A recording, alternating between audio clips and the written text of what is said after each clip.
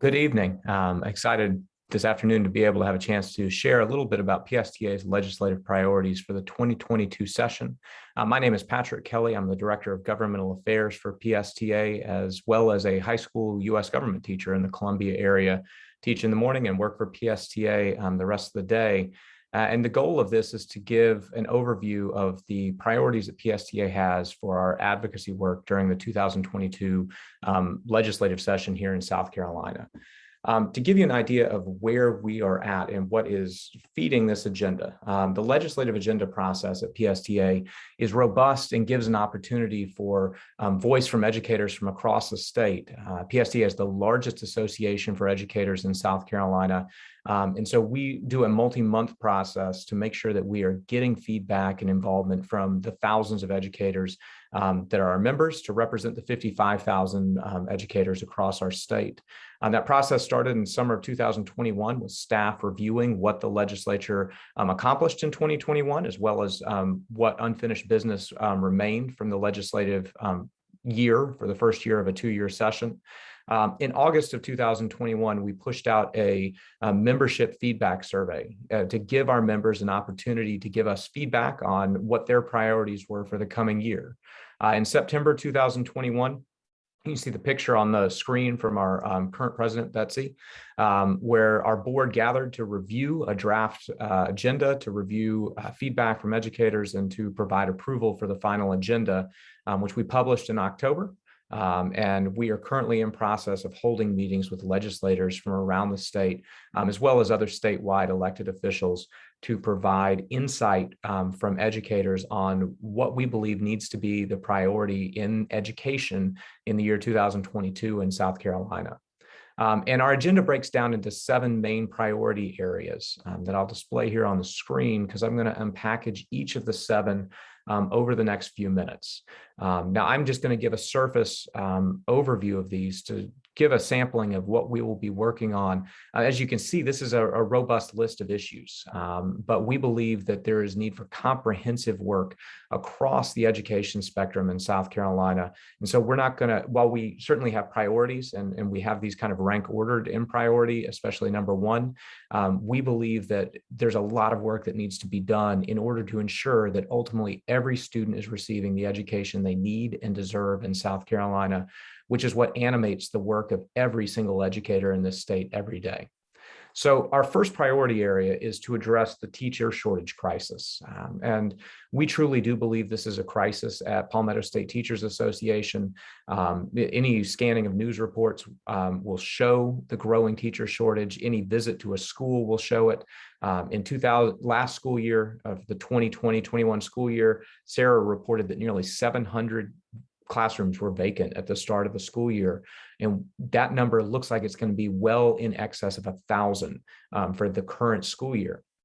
And since research shows the number 1 in-school factor on student achievement that influences student achievement is the quality of the teacher in the classroom, we believe there is nothing more important that our state can do than ensure that every student has access to a high-quality teacher. So we've got to reverse the shortage that's been growing. That starts with addressing compensation and benefits. The chart you see on the screen is from our member survey that we pushed out that asked about different factors that would help, that our members felt would help with retention. And this question specifically asked about increase in compensation and benefits. And as you can see, across all experience levels, from the first year to the 23rd year and above, on a scale of 1 to 5, over 80% of our members routinely chose compensation and benefit, with some of the experience bands going over 90%.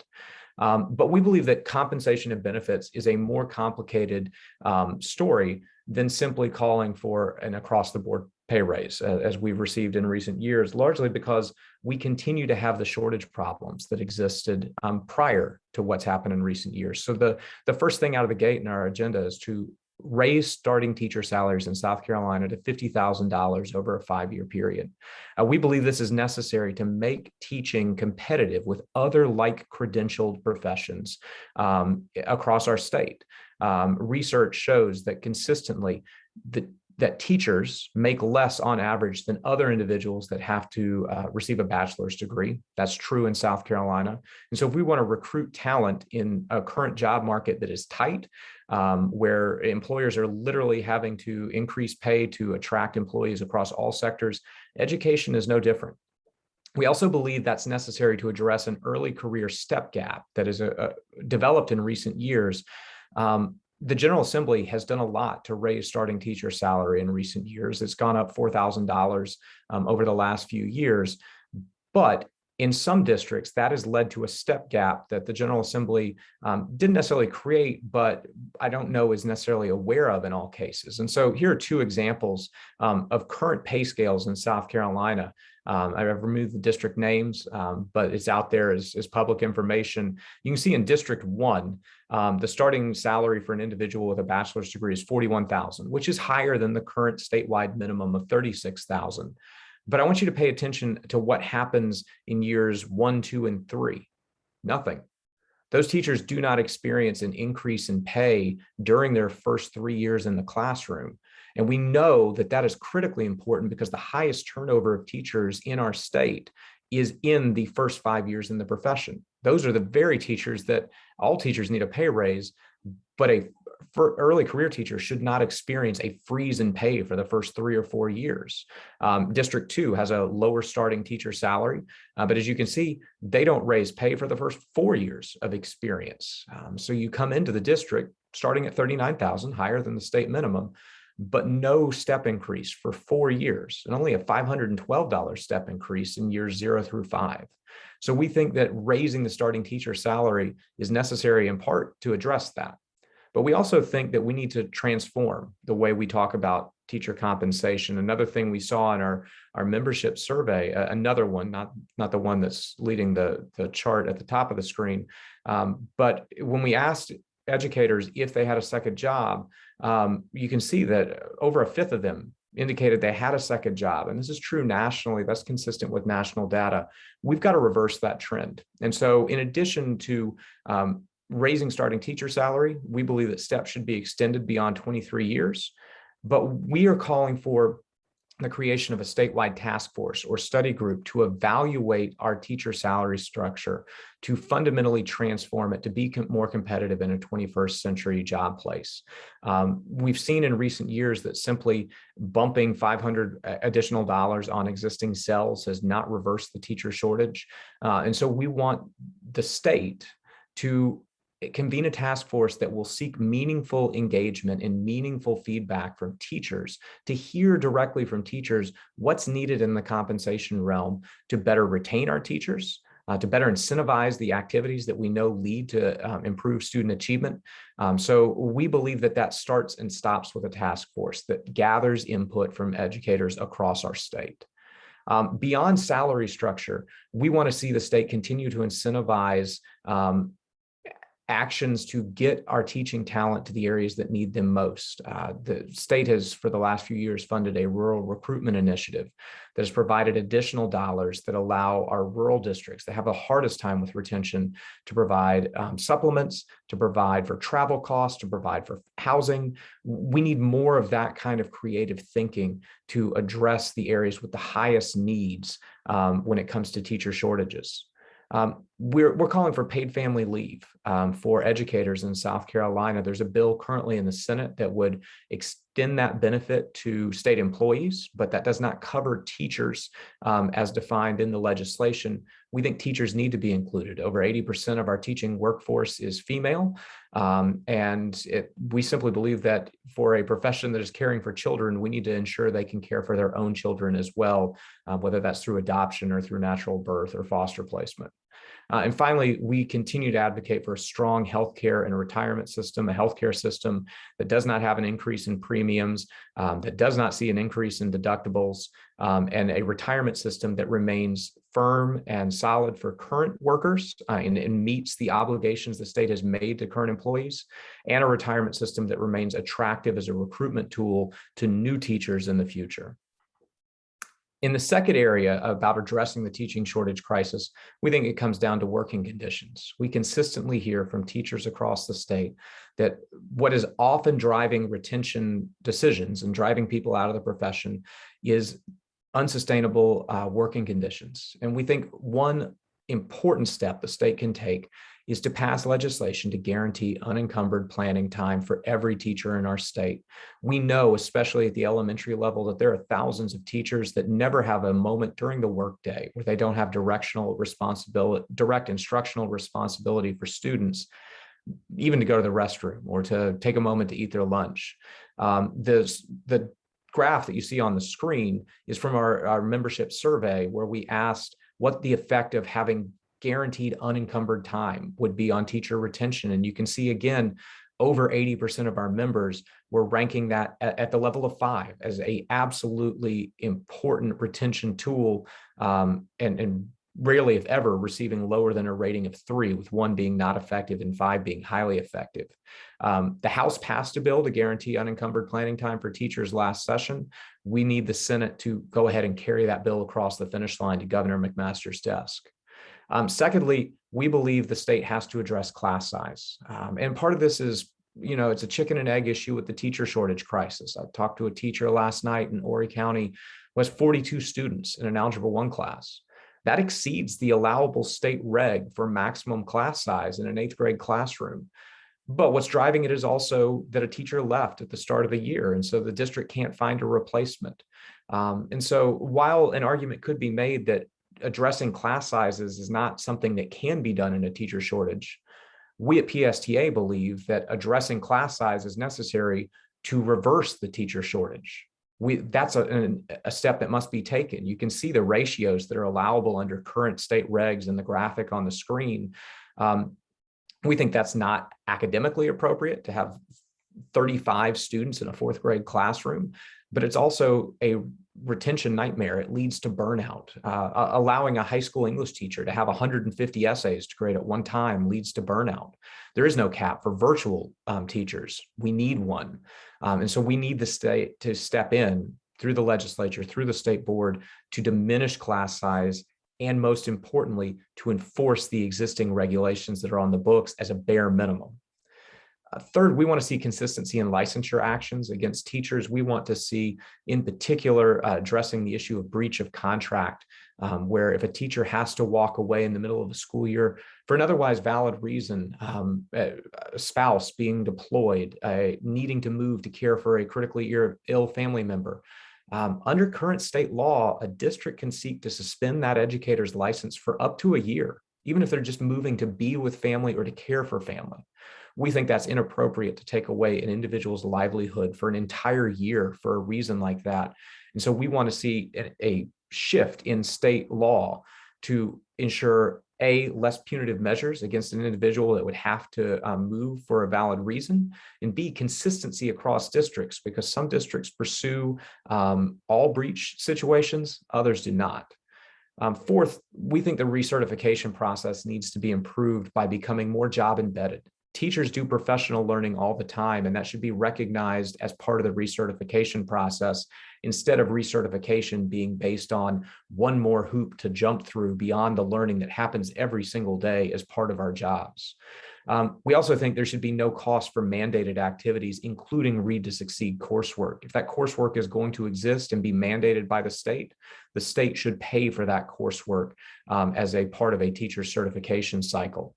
We also want to see the evaluation process streamlined. That means SC Lead becoming more user-friendly, both for administrators and for teachers, and for less burdensome SLO requirements, so that SLOs can be focused on what they're supposed to be about, looking at student growth, and not becoming a compliance checklist activity that is so burdensome that it loses the ability to meaningfully allow educators to engage in the reflection that's part of good professional practice. The third thing that we think is necessary to address the teacher shortage is we've got to address recruitment and early career support. There's a couple ways to do that. Currently, college students that have Life or Palmetto Fellows receive a multi-$1,000 stipend, a supplement on top of Life and Palmetto Fellows if they major in math and science. We think education should be added to the majors that are receiving that supplement. Second, we need more funding for our teacher cadets and pro-team programs. They are truly national models. Other states literally purchase the curriculum from Sarah to run those programs. We need sufficient funding to ensure we have a teacher cadet program and a pro-team program in every school, middle and high, in South Carolina. Third, we believe that teacher preparation should shift toward a residency model, where instead of being a first-year teacher who's handed the keys to the classroom and you become full teacher of record, we think that teaching should mirror more the medical profession, whereas a first-year employee as a teacher of record receiving a salary, not a student teacher who is literally paying to be in the classroom. We think a first-year salaried teacher should be paired with a master teacher so that they can co-teach for the year, so that that new teacher can learn from the master teacher all the things that only classroom-based experience can teach you about assessment design and about pacing and about building relationships. And then in the second year, you have your own classroom solo. Clemson has a promising program. We think that that should be a pilot and a model for the rest of the state to follow. Fourth, we want to see pathways expanded to teaching for non-certified educators, our classified staff that have worked for years in schools and have so many competencies that would make them great teachers, but currently find it challenging to enter the teaching profession because they would have to resign from their current job to enter a traditional program, or they may not have the necessary qualifications academically to enroll in an alternative program like PACE. There are programs at Carolina, at Columbia College, that are providing rich alternative pathways for non-certified educators to become certified educators. We need that. We also need a provisional certificate for these classified workers that may be within 5 points of passing praxis, to where instead of requiring them to pay hundreds of dollars to take the exam over and over again, let's provide them with coursework and support at no cost that helps remediate whatever area may be potential growth as identified on praxis, and allow that to become a pathway to certification. And then finally, we want to enhance mentoring support for new teachers. The graph that you see on the screen asked our members their beliefs on how effective they think improvements in mentoring support would be in retaining teachers. And I want to draw your attention to the line for first-year teachers. 100%. 100% of our first-year members indicated that enhanced mentoring support would lead to greater teacher retention. Our first-year teachers are the foremost experts on what's necessary to retain early career teachers. Let's listen to them. We think enhanced mentoring support would look at two things at minimum. First, it would be requiring and ensuring access to a mentor for the first 3 years of teaching instead of just one. And second, a limit on the mentor to mentee ratio. Too often we hear of trained mentors that are assigned 4 or 5 new teachers. That's not effective mentoring. That's just compliance. We need effective mentoring. And third, and I said 2, but there's a third, we believe there should be compensation for mentors provided by the state for the additional job duties that come with the important task of supporting our early career teachers. Our second priority area is wraparound and whole child support systems. The pandemic has laid bare the need for whole child wraparound services, especially in the areas of mental health. And so we need additional resources in our schools to address the social and emotional challenges students were facing prior to the pandemic. But now we know that the pandemic and the result in its effect on our society has led to increased instances of anxiety, of depression, of suicidal thoughts for students. We need resources to meet the needs of those students so we can in turn meet their academic needs. So when we look at wraparound and whole child support, we look first at expanding access to mental health professionals. The chart on the screen, we asked our members to tell us the effect they think the effect that increased access to mental health professionals would have on educational equity and excellence in our state. And you can see, again, it is highly rated, either 4 or 5 by our members, as something that would be very effective in increasing the educational equity and outcome for students across our state. Currently, we have districts that don't have a single full-time psychologist. The national recommendation for counselor to student ratio is 250 to 1, but in South Carolina, that ratio is closer to 350 to 1. We need more mental health professionals in schools because too often that falls on teachers who A, are already overwhelmed, and B, don't have the necessary professional training that our students deserve. We've got to get those resources to kids in schools. Secondly, we think the state has to increase funding for instructional aides and paraprofessionals. They are critically important to our education system, and they are fully an educator. Everyone in a building is a teacher in a school setting, and we need to treat our instructional aides and paraprofessionals accordingly with competitive salaries and increased positions, especially in our special education classrooms. No special education teacher in South Carolina should be without at least one instructional aide to assist with all the needs of our learners with unique needs. And so we're calling on the General Assembly to step in and provide that support, especially in our special needs classrooms. We laud the governor for being a leader on expanding 4K access. And the General Assembly invested heavily in this last session. And this year, for the first time, funding was available for free 4K to be offered in every district in our state. But we want to see universal expansion of that program so that every family that wants to can take advantage of that opportunity. And so we call on the General Assembly and the governor to continue building on the generational investments they've made in that area. We want to see continued efforts to engage families. During the pandemic, the State Department of Education has invested in programs that have provided one-on-one mentoring and tutoring support to students as well as to families. Families are critically important to the success of their child, and we need to find ways to help families get engaged in our schools and to get past barriers that may exist because of their job schedules or having multiple children in multiple schools. It's incumbent on us as a state to find ways to help parents and families and caregivers get past those barriers so they can be fully engaged in their child's education. And finally, right now, we're in a moment where we have a generational opportunity to expand tutoring and extended learning programs for students, both during the school year, after the school day, and during the summer. And that opportunity is available through COVID relief dollars from the federal government. We call on districts to use those dollars effectively and strategically to extend learning time for the students who need it most.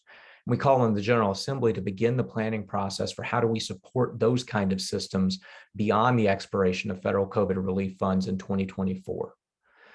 The third priority area is around school funding and finances. And this is an area where the General Assembly was making significant gains and was starting to really engage in hard work prior to the pandemic. We need to cycle back to it. And when we look at school funding and finance, we believe that the core funding formula for education in South Carolina is in need of desperate reform. It was created in the 1970s, before Chromebooks were a thing, before Apple IIe's were a thing, before our charter school system was a thing. We need a funding system that is aligned to the realities of our current education system. That starts with streamlining and consolidating state funding streams. We have multiple streams from the EFA, from the EIA, from so many different areas that make it confusing to find out how much we're actually spending on education. Now, we haven't met our base student cost under the EFA in years, but to have a meaningful conversation about how much we're spending and where we need to spend, we need to be able to better talk to where funding is going. And that starts with consolidation of programs that have been layered on top of each other for 30 to 40 years. We need to expand funding equity. The funding formula from the 1970s does weight funding to students based on categories like living in poverty, special needs. There are weighted elements to that formula, but the weightings are out of line with what modern research shows is necessary to adequately meet the needs of English language learners, of students living in poverty. So we need to revise our formula to align to modern reality.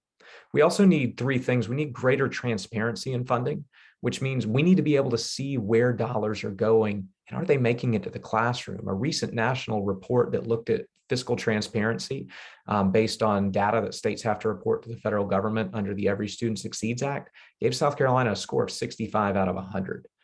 That wouldn't cut it in anybody's classroom. That's not going to cut it for us as a state. We need more transparency to make sure dollars make it to the classrooms and to the students that they are intended to serve. We need greater accountability for how dollars are spent. If the state is allocating additional weighted funds to meet the needs of students in poverty, districts need to make sure that those funds are spent to meet the needs of students in poverty and the educators that are supporting those students. And we need a requirement for matches in local effort. Now, granted, local districts' hands are somewhat tied by this final point, our property tax structure. Act 388 fundamentally inhibits the ability of local districts to meaningfully raise funds to meet needs. So 5 and 6 for us really partners together. We need the General Assembly to revisit Act 388, and in doing so, tie a local effort requirement to state funds so that that any increase from the state level is partnered with action at the local level. In the area of school choice, PSTA believes in school choice. We think that every family should have an opportunity to find the educational setting that best meets the needs of their children. But we believe that meaningful school choice, real school choice, requires 3 conditions. There are 3 A's. Real school choice must first be fully affordable. Article 11 of the South Carolina Constitution calls for a system of free public schools. If a school is not fully free to every child in South Carolina, it's not part of a system of choice. It's only choice for those that can afford it. Secondly, we believe that all schools in a system of choice must be accessible to all students, regardless of demographics, regardless of religious beliefs, regardless of disability status or sexual orientation. If it's true choice, the doors must be open to every child of every background, regardless of their demographics or their particular beliefs. That's what's true of our public school system, and it must be true in a real choice system. And third, we believe that accountability is necessary in a system of choice. Now, that doesn't mean that we love the existing accountability system, and we've got suggestions on that are coming. But for a system of choice to work, families must be armed with the information necessary to make meaningful comparisons between schools. And if public schools are required to administer accountability metrics, including SC Ready and SC Pass, but private schools are not, then families cannot make a informed choice. Now, that doesn't mean I think all private schools or PSTA thinks that all private schools should have to administer public accountability measures. They're private for a reason. They're protected by the First Amendment.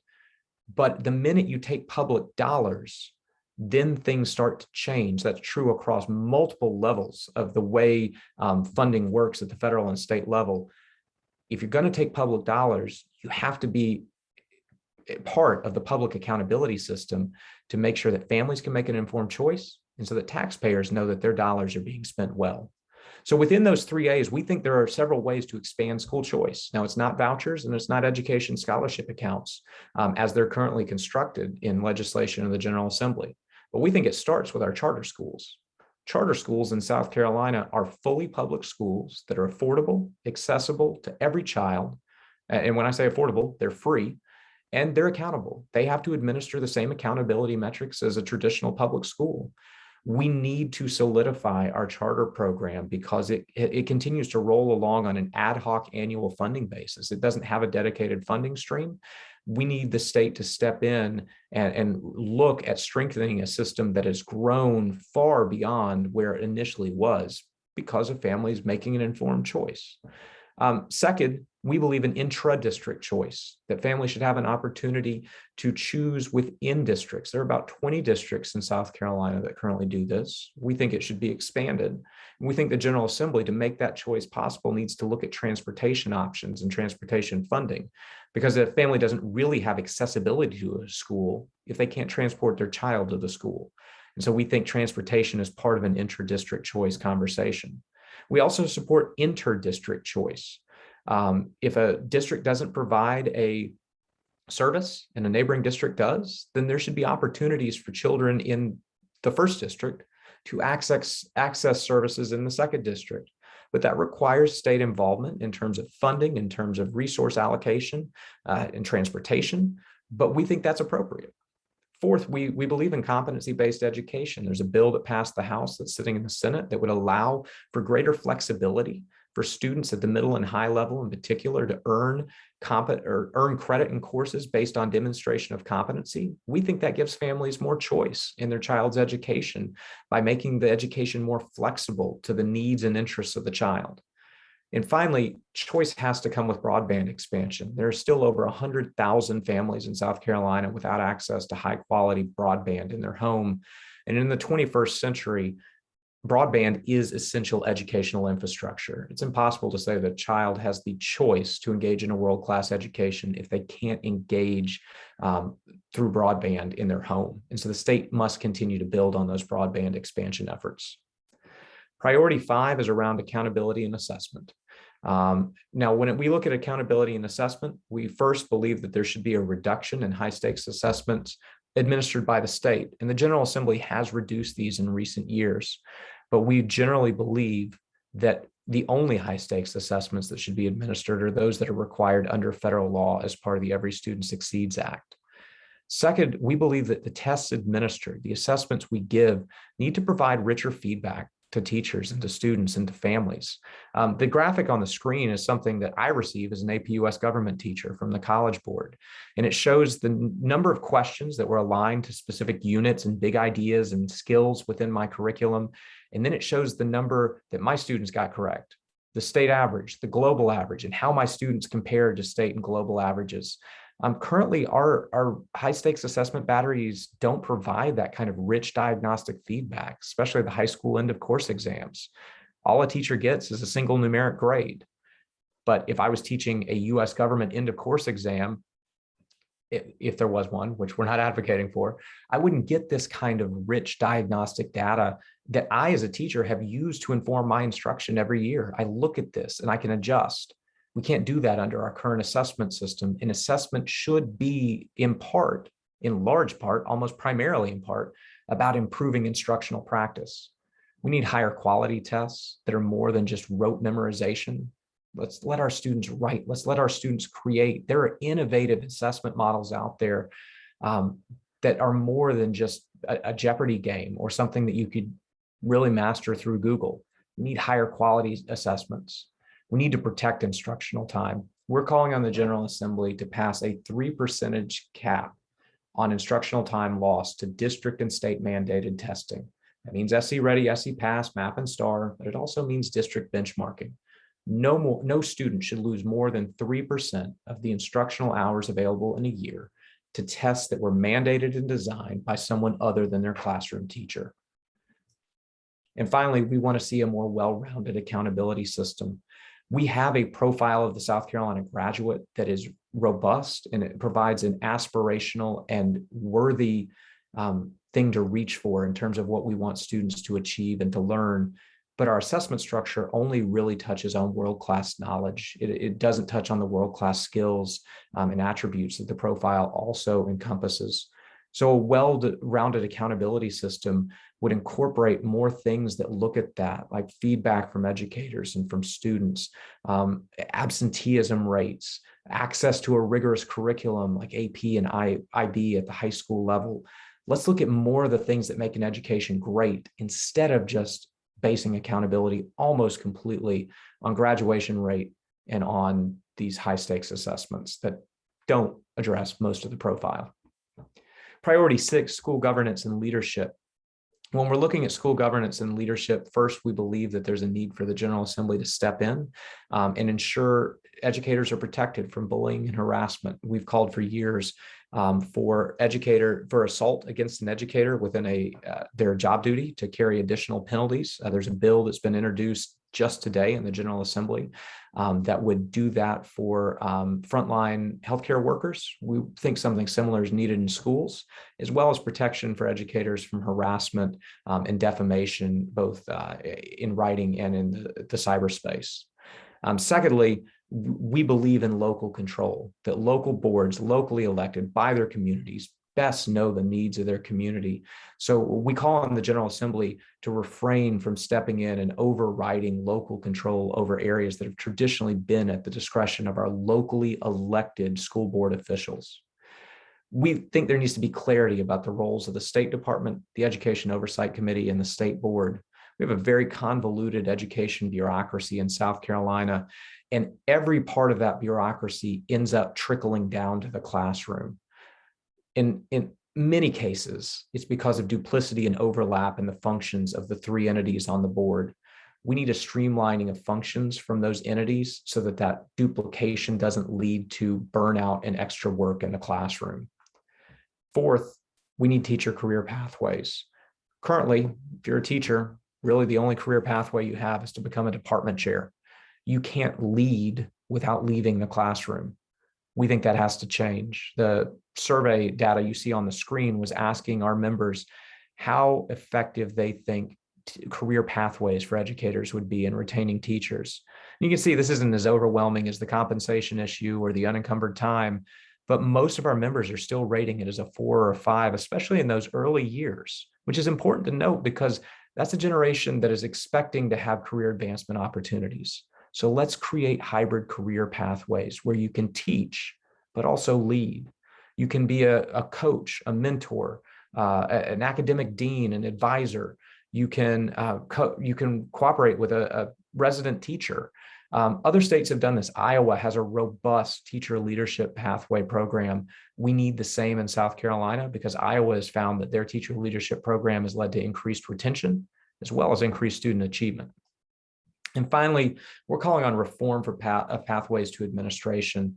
We believe that school leadership is critically important to teacher retention and school effectiveness and student achievement. But we believe that school leaders are best served if they have had more experience than just 3 years prior to becoming a school administrator. So we want teacher leadership pathways so that teachers can experience leadership opportunities and increased pay before leaving the classroom. But before you leave the classroom altogether, we think more school-based experience is needed than what is currently the case. And then priority 7, curriculum and instruction. A few things. Number 1, we have a robust standards process in South Carolina that allows for engagement of multiple stakeholders, professional educators, the legislature, the general public. We need to protect that standards creation process because we have really good standards. As an example, the Fordham Institute this summer ranked the social studies standards across the nation of the 50 states. South Carolina was one of only 13 states to receive a grade of A or B. We have good standards. Let's let our teachers teach to those standards and let's protect that process, which I should note is initiated in part by the General Assembly because the Education Oversight Committee initiates standards review, and a large number of the members of the EOC are current legislators. So the General Assembly has a mechanism in place, but let's not hijack the standards creation process. Let's protect what we have, and let's continue to build world-class standards for South Carolina students. Second, we believe there should be a revision to the uniform grading scale at the high school level. The graphic on the screen indicates why currently in South Carolina, a student receives a different numeric grade point for every different number grade on a 0 to 100 scale. You can see that in that top chart. We think that leads to unnecessary stress for students. We think it also inhibits authentic learning and is difficult to address, especially when you're looking at holistic grading on a rubric of something like an essay. We think that we should shift to the kind of grading system that's used by neighboring states like North Carolina, which is depicted at the bottom of the screen, by our university system, where a single grade point is available for an A and a B plus and a B instead of a different grade point for 100 and 99 and 98.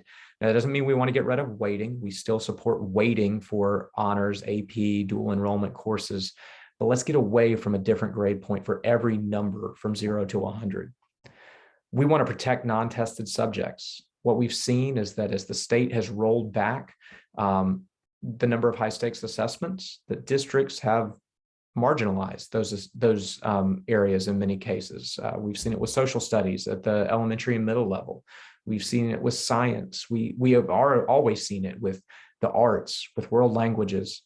Students deserve a well-rounded education. And we need the General Assembly to step in to ensure that districts do not marginalize instruction in non-tested subjects. And finally, we believe that the 20% grade implication for high school end of course exams should be eliminated. We don't think that that actually meaningfully encourages students to take the exam. Instead, it simply ratchets up the pressure and the stress. And a high stakes assessment should be about measuring where students are at, not about creating a stress-filled environment. So let's remove that. We don't have it with SE Ready or SE Pass, and somehow students still engage with those. Our high school students can do the same. So that's an overview of our agenda. The next steps and what comes next, you can find our agenda online at palmettoteachers.org. The full web address is there. It's linked straight off the palmettoteachers.org webpage, and you can flip through and get more detail beyond what I've shared. Where we're at in the legislative process in South Carolina is we're in the middle of a 2-year session. So the General Assembly met from January to June of 2021, had to remember my year. So they wrapped that up. They will come back in January of 2022 for another 5 months until May of 2022. At that point, all bills that are going to be passed have to make it to the governor's desk. If they don't, even if the bill has made it through multiple parts of the legislative process, committee, even a full chamber, the bill is effectively dead and would have to start over again in 2023. It's also important to note that next November is an election year. And while the president's not on the ballot, it's a significant election year for education in our state.